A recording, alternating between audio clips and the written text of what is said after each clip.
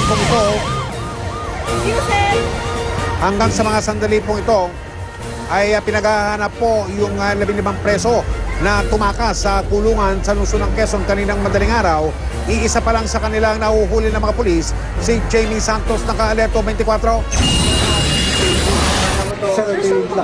Sa siksikang selda na ito ng QCPD Station 7, tumakas ang 16 na preso sa pagitan daw ng alas 2 hanggang alas 3 ng madaling araw kanina.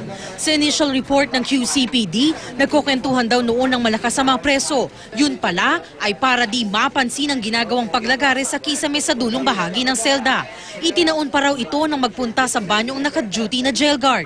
Yun ang naging exit escape passage nila, going to this EDSA and Tuason Place.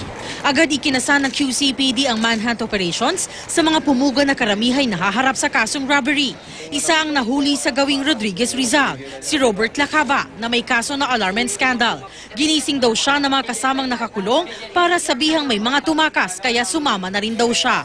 Gusto lang namin sana makasama yung pamilya namin itong bagong taon na to. Tapos babalik naman po kami kasama namin magulang namin pagbalik. Sinibak na sa pwesto ang Station Commander ng Station 7 na si Superintendent Wilson de los Santos. Mahaharap naman sa kasong administratibo at kriminal ang mapapatunayang may kapabayan sa tungkulin. Isa sa mga rekomendasyon ni QCPD Director Senior Superintendent Joel Pagdilaw, magkaroon ng CCTV cameras para sa dagdag seguridad at pagmomonitor sa mga istasyon ng pulis at kulungan. Jamie Santos, naka-alerto 24.